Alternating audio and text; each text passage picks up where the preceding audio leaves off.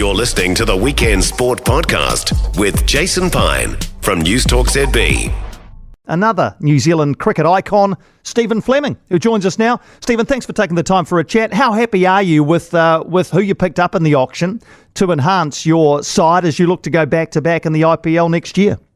Yeah, really funny. It's an interesting process, and it can be at times a nerve-wracking process going through the preparation, but really happy with the calibre of player and delighted to have a couple more Kiwis as well. Your big purchase was Daryl Mitchell, of course. Was he your main target going into the auction?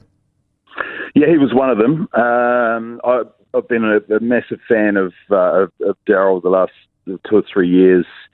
In fact, all this Black Cap side, but Daryl in particular, just with his attitude, his positivity, and the way he has played the game over the last, in particular, probably 24 months, has just been eye-watering. I love the way he comes out and he just takes the game on. So that's what the sort of player you need in the IPL, that's willing to just to have a crack and take a risk. But the skill that he shows and the way in which he does it is right up there with the best in my view. And thankfully it was shared by the Chennai support staff as well.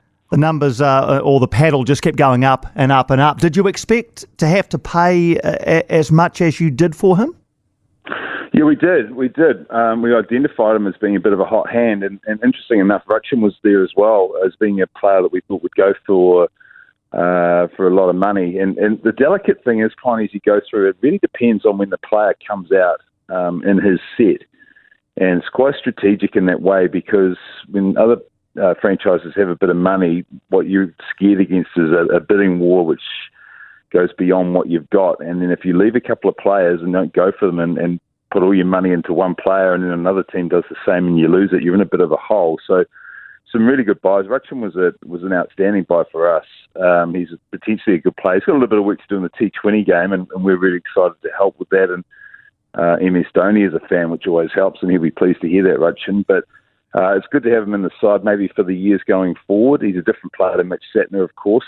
So we'll look to develop him, and if he gets an opportunity this year, next year he'll do very well. But look, Daryl was a big target because he fits into our side so well, and strategically the auction worked out for us. We had probably a little bit more left in the tank to go for him, because we had a couple of buys a bit earlier, Ruchin being one, that were cheaper than what we thought. Do you think that's so interesting, that the order that dictates it all, and you talk about the strategy of the auction? So if Ruchin had come out later, for example, do you think he might have gone for more, or did he just happen to come out at the right time for you? How did it all kind of play out in terms of strategy?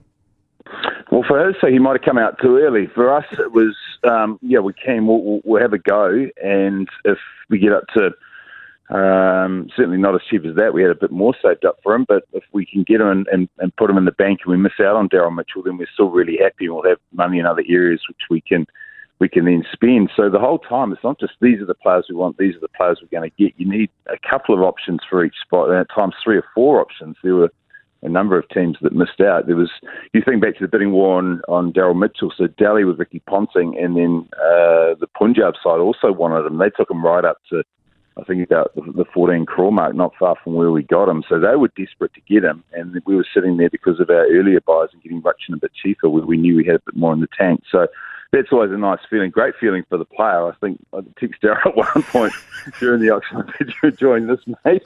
And got a quick response, because it's quite surreal. It really is. For us, it's not about the money, it's just getting the player and working within that budget. But obviously for the player, it's life-changing. Who calls the shots at the table? I look at the table and it pans across, and there's half a dozen of you there. Who's calling the shots at the table? Well, if it goes well, I do. If it goes poorly, that's the Indian guys.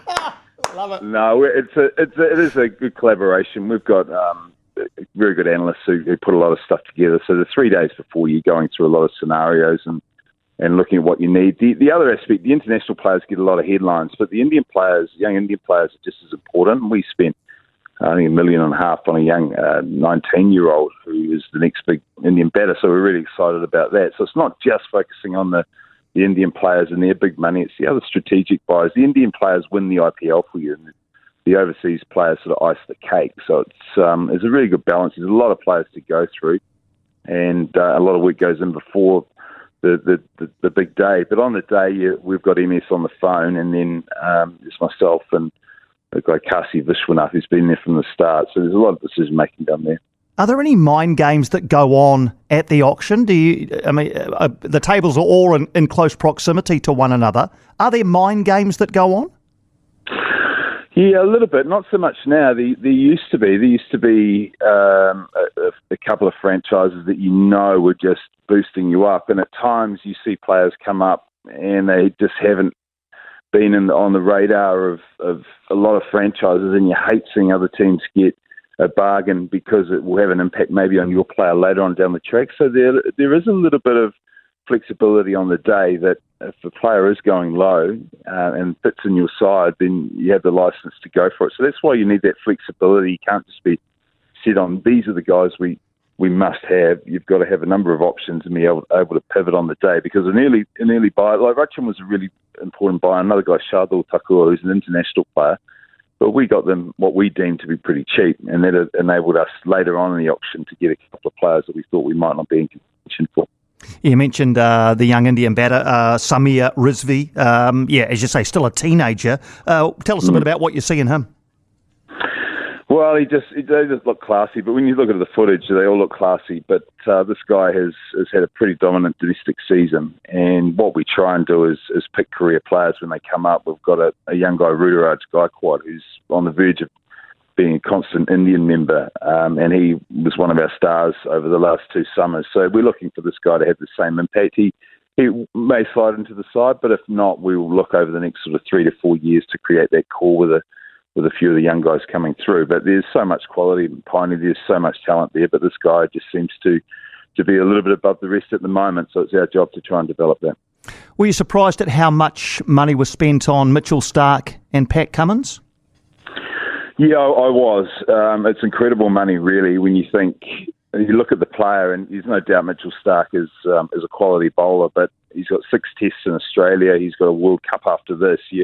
All those things have to go into consideration as well. There are injury aspects that you need to be very sure about when you're spending that amount of your salary cap on one player, and it can really mess not only with your mind trying to get that player and if you got him or missed out, but also the effect it has on other players you have to let go. So you've got to be really sure that those players are crucial to your campaign, and then you've just got to cross your fingers that they don't get injured leading up to that or have any loads put on them by the international body, which can happen. But I'm pretty sure the players, when they're getting $4 million, are going to make themselves pretty much available for that. Yeah, I think you're probably right. Every time the camera panned onto you, you looked very calm. Didn't surprise me. That's kind of your demeanour. Are you internally calm?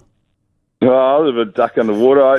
There's some players that you really know are important to your campaign. You look at Starc and Cummings for those franchises, they were very nervous about that. But you have some key players that I just know they're going to be key players for us, if not this year, the following year. So you do get a bit nervous. It's like buying 20 houses. You get emotionally attached to it.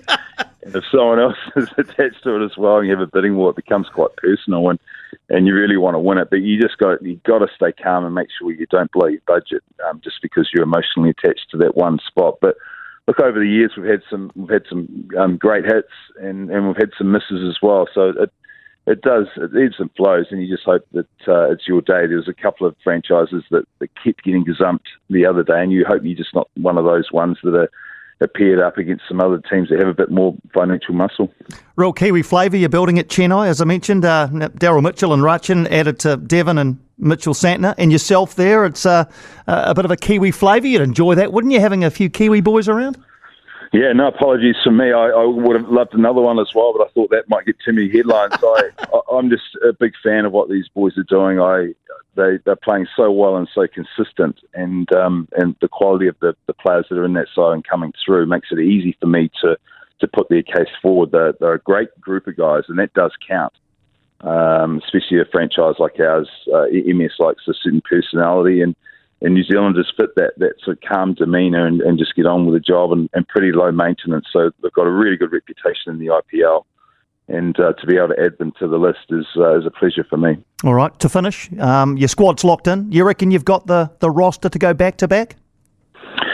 Yeah, I'm really happy, but you get a little bit of auction envy. You always look at other teams and what they bought. Once you spit out of the auction, travelling home, look at the teams that were bought and put together, and when you see the starting 11s, the beauty of this competition is it's so even that the cutthroat nature of an auction means that players are distributed reasonably even throughout the teams, and you look through and there's not much difference. But look, I'm really happy. We've got a really good base. We've got some all-round talent, and we've got some superstars. So, yeah, it's going to be tough, but I walked away from this one really happy and pleased with the calibre of player we got. Terrific stuff. It was fascinating watching on television, seeing it all play out the other night. Flem, thanks for joining us and giving us some insight. Merry Christmas to you and the family, mate. Look forward to seeing how IPL 2024 plays out for the Chennai Super Kings. Thank you, Piney, and a Merry Christmas to you and your listeners, and I look forward to listening to you during the hazy days of summer. Cheers, Piney. For more from Weekend Sport with Jason Pine, listen live to News Talk ZB weekends from midday or follow the podcast on iHeartRadio.